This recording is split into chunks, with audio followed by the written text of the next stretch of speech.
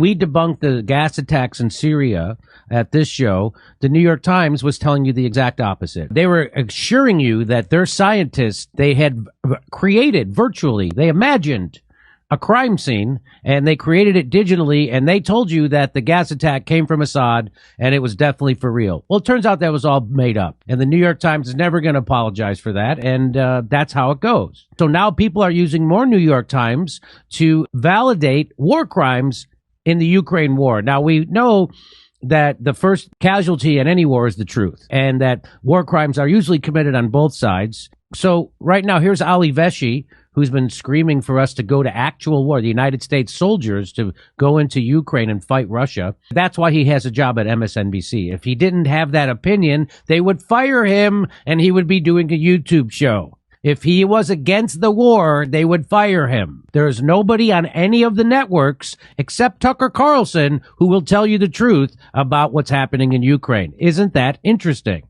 So our Ali Veshi, he tweets out this. He says, this remarkable New York Times investigation, remarkable. He's not skeptical at all of the New York Times, even though they've been wrong about everything when it comes to war in my lifetime.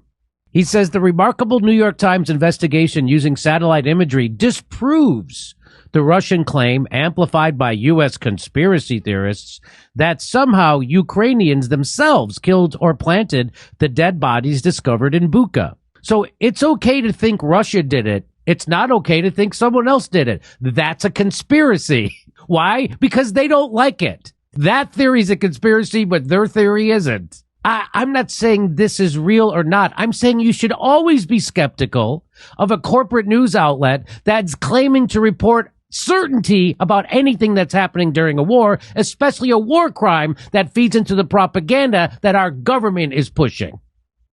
That's what a grown-up would do. That's not what Ali Veshi does, because he's paid to push manufactured consent for war. And he does it. He's doing it great. He's doing a great job.